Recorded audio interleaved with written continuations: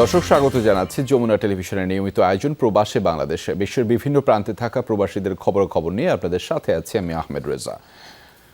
সংযুক্ত আরব আমিরাতে এখনও ঈদের ছুটির আমেজ। স্থানীয়দের সাথে উৎসব উদযাপন করছে প্রবাসী বাংলাদেশিরাও। কেউ পরিবারের সাথে, আবার কেউ বন্ধুদের সাথে ভিড় জমিয়েছেন দুবাইয়ের মামজার বিচ পার্কে। প্রবাস জীবনের কর্মব্যস্ততা ভুলে ঈদ আনন্দ উদযাপন করছেন সব বয়সীরা। সংযুক্ত আরব আমিরাত থেকে সহকর্মী মেহেদির প্রতিবেদনে থাকছে বিস্তারিত। সমুদ্রের কোল ঘেঁষে গড়ে উঠেছে মামজার বিচ পার্ক। সবুজে ঘেরা 105 একর পার্কটি দুবাইয়ের অন্যতম জনপ্রিয় বিনোদন কেন্দ্র। ঈদের ছুটিতে তাই ভিড় বেড়েছে পর্যটকদের। পরিবার নিয়ে সেখানে ঈদ আনন্দ উপভোগ করেছেন প্রবাসী বাংলাদেশিরাও। আবার অনেক প্রবাসী পরিবার থেকে দূরে থাকার কষ্ট ভুলতে বন্ধুবান্ধব নিয়ে মামজার বিচ পার্কে সময় কাটিয়েছেন। এতে প্রবাস জীবনের একাকিত্ব কিছুটা হলেও ভুলে থেকেছেন। সুন্দর একটি জায়গা, খুবই মনোমুগ্ধকর। আমরা ফ্রেন্ড বন্ধু বান্ধব নিয়ে ঘুরতে আসছি, আপনারা চাইলে আসতে পারেন। আমার খুবই ভালো লাগছে। পরিবার ছাড়া মূলত বিদেশ থাকা বা প্রবাস জীবনটা অনেকটাই মিস করা হয়। তারপরও সবাই একসাথে দিন শেষে আসি, এনজয় করি। আর পার্কের ভিতরে সবাই আসছি একসাথে, আমরা সবাই বাংলাদেশি কমিউনিটি। আমরা 11 বছর ধরে দুবাই শহরে আসলে ফ্যামিলিকে অনেক মিস করি। 11 বছর ধরে সবাই ভাইবে আমরা সবাই মিলে যদি ঈদ কাটাই। 1984 সালে দুবাইয়ের আল মামজার জেলায় স্থাপন করা হয় পার্কটি, যার ভেতরে রয়েছে কয়েকশো নারিকেল ও পাম গাছ। পিকনিক ও পারিবারিক অনুষ্ঠান আয়োজনেরও ব্যবস্থা রয়েছে। আছে বাচ্চাদের খেলার জায়গা, jogging track, food court, barbecue space সহ আকর্ষণীয় নানা ইভেন্টের জায়গা। পার্কটি সোম ও বুধবার শুধু মহিলা ও শিশুদের জন্য খোলা রাখা হয়। দুবাই পুলিশ বিভাগের তত্ত্বাবধানে থাকে সার্বক্ষণিক নিরাপত্তা নজরদারি। মেহেদি, যমুনা নিউজ, সংযুক্ত আরব আমিরাত। অগ্নিগর্ভ ফ্রান্স। নিরপরাধ কিশোর হত্যার প্রতিবাদে চতুর্থ রাতেও হয় নজিরবিহীন দাঙ্গা। পুলিশের সাথে মুখোমুখি সংঘাতে ধরপাকড়ের শিকার হন 1300-র বেশি, আহত হন 80 পুলিশ সদস্য। স্বরাষ্ট্রমন্ত্রীর প্রত্যাশা, খুব শীঘ্রই পরিস্থিতি নিয়ন্ত্রণে আনা সম্ভব হবে। আজই হবে পুলিশের হত্যাকাণ্ডের শিকার মোহাম্মদ নাহেলের জানাজা এবং দাফন। শুধু শনিবার রাতে ফ্রান্স জুড়ে 2500-এর বেশি জায়গায় অগ্নিসংযোগ করেন ক্ষুব্ধ ফরাসিরা। 5 শতাধিক ব্যবসায়িক স্থাপনা ও ভবনে চালায় ভাঙচুর। দাঙ্গাবাজদের বেপরোয়া আচরণে আহত হন কমপক্ষে 80 নিরাপত্তা কর্মী। দাবি একটাই, কিশোর হত্যাকারীর উপযুক্ত শাস্তি। দেশটির স্বরাষ্ট্রমন্ত্রীর প্রত্যাশা, শিগগিরই পরিস্থিতি আসবে সরকারের নিয়ন্ত্রণে। কেননা রাজপথে কর্মরত 45,000-এর মতো পুলিশ সদস্য। দাঙ্গা সহিংসতার চতুর্থ রাতেও আটক হয়েছেন হাজারের কাছাকাছি আন্দোলনকারী। দাঙ্গা পরিস্থিতি দমনে ফ্রান্স জুড়ে কাজ করছে 45,000 পুলিশ সদস্য। চতুর্থ রাতেও হাজারের কাছাকাছি বিক্ষোভকারীকে আটক করা হয়েছে। সবচেয়ে বেশি ধরপাকড়ের শিকার হয়েছে মার্সেলি, লিও ও প্যারিসের বাসিন্দারা। প্রত্যাশা, শিগগিরই দমন করা যাবে সহিংসতা। নাশকতা এড়াতে বাস ট্রামের রাত্রিকালীন চলাচল স্থগিত রাখা হয়েছে রাজধানী প্যারিস সহ গুরুত্বপূর্ণ বেশ কিছু শহরে, যার ফলে বিপুল লোকসান দেখছে ফরাসি পরিবহন সংস্থা।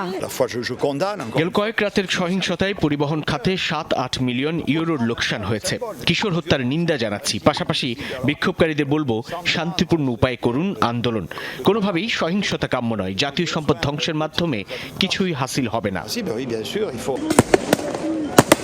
মঙ্গলবার আইন অমান্য করায় ট্রাফিক কর্মকর্তার ছোড়া গুলিতে প্রাণ হারান 17 বছরের কিশোর মোহাম্মদ নাহেল।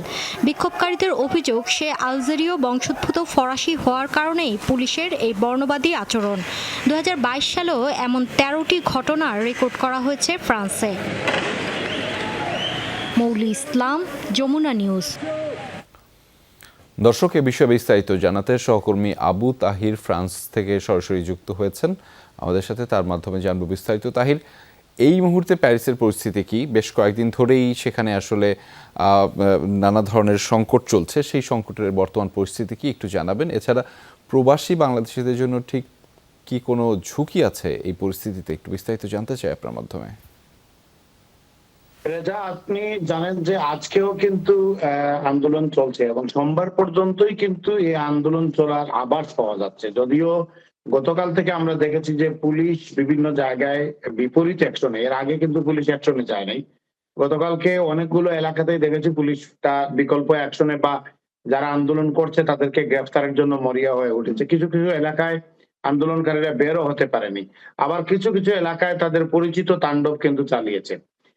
অপরদিকে আজকে কিন্তু ইলদাফন্স মানে বাংলাদেশে অধ্যুষিত বলাও চলে, আবার নাও বললেও হয়, কিন্তু ইলদাফন্স যে এলাকা মানে প্যারিস সহ প্যারিসের আশপাশের এই এলাকার অনেকগুলো পৌরসভায় কিন্তু কারফিউ জারি করা হয়েছে যে রাত 9টার পরে যারা অপ্রাপ্তবয়স্ক মানে 18 বছরের নিচে যারা আছে তারা কিন্তু বের হতে পারবে না, সরাসরি নির্দেশ, মানে পুলিশ তাদেরকে গ্রেফতার করবে।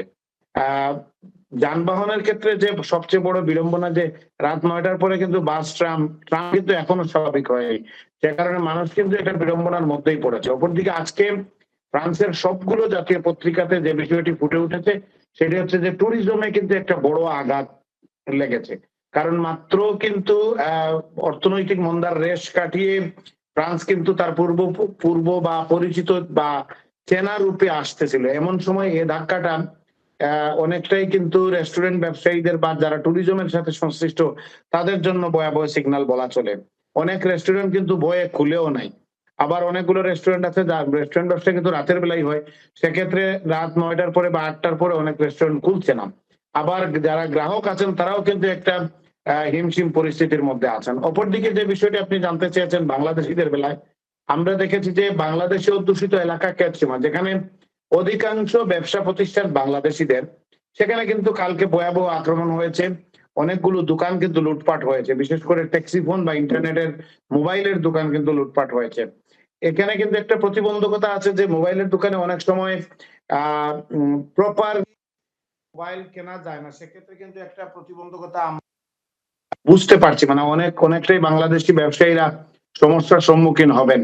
এবং কালকে উবের এবং ডেলিভারিতে যারা রাতের বেলা কাজ করেন অনেকের মোটরসাইকেল কিন্তু ছিনিয়ে নেওয়া হয়েছে, অনেককে মারধর করা হয়েছে, সংখ্যা বলা কঠিন, কিন্তু বাংলাদেশিরা অনেকেই কিন্তু এই নির্যাতনের সম্মুখীন হচ্ছেন। তবে এই অভিবাসী হিসেবে বাংলাদেশিদের বেসিক্যালি দেশ হিসেবে কোনো প্রতিবন্ধকতার সম্মুখীন বাংলাদেশ হবে না। ধন্যবাদ তাহির, আপনার মাধ্যমে জানছিলাম বিস্তারিত সেখানকার। আমাদের সাথে যুক্ত হওয়ার জন্য আপনাকে ধন্যবাদ। কলার ভেতর লুকিয়ে পাচার করা হচ্ছিল প্রায় 2,500 কোটি টাকা সমমূল্যের কোকেইন। বিশাল এই মাদক চালান ধরা পড়েছে স্পেনের আন্দালুসিয়ায়। কর্তৃপক্ষ জানিয়েছে একটি কলার চালানের ভেতর লুকিয়ে স্পেনে পাঠানো হচ্ছিল এই মাদক। গোপন খবরের ভিত্তিতে পণ্যবাহী জাহাজ ও গুদামে অভিযান চালায় পুলিশ। উদ্ধার করে 6.5 কেজি কোকেইন। ঘটনাস্থল থেকে জব্দ করেছে 15 লাখ নগদ ইউরো। এ সময় 13 চোরা কারবারিকে গ্রেফতার করে নিরাপত্তা বাহিনী। সম্প্রতি কলার চালানে মাদক পাচারের প্রবণতা বেড়েছে। পর্তুগাল, যুক্তরাজ্য, স্পেন ও বেলজিয়ামের মতো দেশগুলোয় মাদকের বিস্তার রুখতে তৎপরতা বাড়িয়েছে স্প্যানিশ প্রশাসন।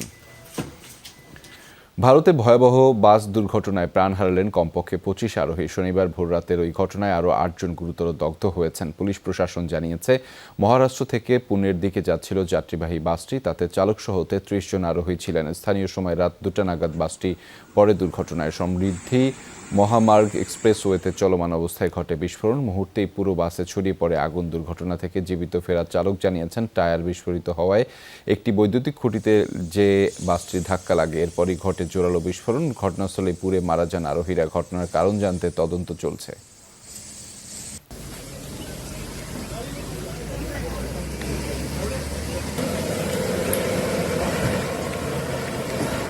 এখনও উন্নতি হয়নি ভারতের আসাম রাজ্যের বন্যা পরিস্থিতির। এর মাঝে আসন্ন সপ্তাহে ফের ভারী বৃষ্টিপাতের পূর্বাভাস দিয়েছে দেশটির আবহাওয়া দফতর।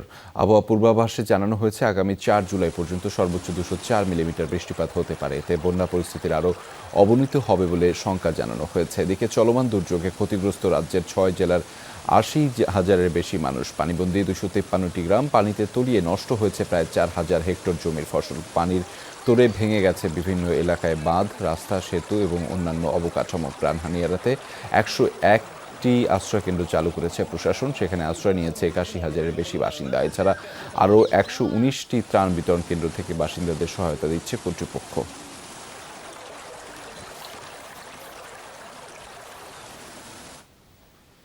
সুইডেনে পবিত্র কোরআন পোড়ানোর প্রতিবাদে অব্যাহত বিক্ষোভ সমাবেশ। শুক্রবার জুমার নামাজ শেষে ইরাকের রাজধানী বাগদাদ সহ বিভিন্ন শহরে হয় জোরালো আন্দোলন। প্রতিবেশী ইরানের রাজপথেও নামেন হাজারো মুসল্লি। এ পরিস্থিতিতে সুইডিশ প্রধানমন্ত্রীর বক্তব্য অন্যের মতাদর্শে আঘাত করা অন্যায়। সুইডেনের পবিত্র ধর্মগ্রন্থ কোরআন পোড়ানোর ঘটনায় ক্ষোভে ফুঁসছে গোটা মুসলিম বিশ্ব। শুক্রবার সেই আন্দোলনে যুক্ত হলো ইরাক। শিয়া নেতা মুক্তাদা আল সদরের ডাকে সাড়া দিয়ে বাগদাদে অবস্থিত সুইডিশ দূতাবাসে ঢুকে পড়েন বিক্ষোভকারীরা। ভবনটির সামনে পোড়ানো হয় সুইডেনের জাতীয় পতাকা। রাজধানী ছাড়াও কারবালা প্রান্তর এবং সদর সিটিতে হয় জোরালো বিক্ষোভ। মুসলিমদের অভিযোগ, ধর্মগ্রন্থ পোড়ানোর মাধ্যমে প্রকাশ পায় না বাক স্বাধীনতা, বরং এটি নিচু মন মানসিকতার পরিচয়। সুইডেনের বিরুদ্ধে এই বিক্ষোভ প্রতিবাদ। কোনোভাবেই পবিত্র কোরআন, ইসলাম ও মুসলিমদের অসম্মান সহ্য করব না। মুসলিমরা কোরআনের পাশাপাশি অন্য ধর্মগ্রন্থের প্রতিও শ্রদ্ধাশীল। অবিলম্বে সুইডেনের দূতাবাস বন্ধ করা হোক, ইরাকে নিষিদ্ধ করা হোক রাষ্ট্রদূতকে। প্রতিবেশী ইরানেও জুমার নামাজের পর সুইডিশ দূতাবাসের সামনে সমবেত হন মুসলিমরা। তোলেন সুইডিশ সরকারের বিরুদ্ধে স্লোগান, পোড়ায় দেশটির পতাকা। কোনোভাবেই মুসলিমদের ধর্মীয় মতাদর্শ নিয়ে খেলতে পারে না সুইডেন। কূটনৈতিক উপায়ে তাদের দেয়া হবে মোক্ষম জবাব। আল্লাহ ছাড় দেন কিন্তু ছেড়ে দেন না। সুইডেনকে বুঝতে হবে কোরআন পোড়ানোর কোনো অধিকার দেয়া হয়নি তাদের। অন্য ধর্মের প্রতি অবমাননা চরম নিন্দনীয়। মুসলিম নেতাদের তীর্যক বাক্যবাণে বিদ্ধ সুইডিশ প্রধানমন্ত্রী ঘটনার 3 দিন পর মুখ খুললেন। তার অভিমত, কোরআন পোড়ানোর ঘটনাটি আইনিভাবে বৈধ হলেও ধর্মীয় দৃষ্টিকোণ থেকে অনুচিত। মুসলিমরা যে প্রতিক্রিয়া জানাচ্ছেন সেটা অবশ্যই যৌক্তিক। অন্যের ধর্ম ও চিন্তাধারাকে অপমানের সুযোগ নেই, তবে ভিন্ন দেশে সুইডিশ দূতাবাসে জোরপূর্বক ঢোকাও অন্যায়। ঈদুল আজহার দিন স্টকহোম কেন্দ্রীয় মসজিদের বাইরে কোরআন শরীফ পোড়ান এক ইরাকি অভিবাসী। তাকে সালোয়ান মমিকা হিসেবে চিহ্নিত করা হয়েছে। ওই যুবকের দাবি, সুইডিশ পুলিশ ও প্রশাসনই তাকে দিয়েছে প্রতিবাদ জানানোর এখতিয়ার। তাই আগামী 10 দিনের মধ্যে আবারও পবিত্র ধর্মগ্রন্থ এবং ইরাকের জাতীয় পতাকা পোড়ানোর ঘোষণা দিয়েছে সে। মৌলি ইসলাম, যমুনা নিউজ। দর্শক, এই ছিল প্রবাসী বাংলাদেশের আয়োজনে। এতক্ষণ সাথে থাকার জন্য সবাইকে ধন্যবাদ।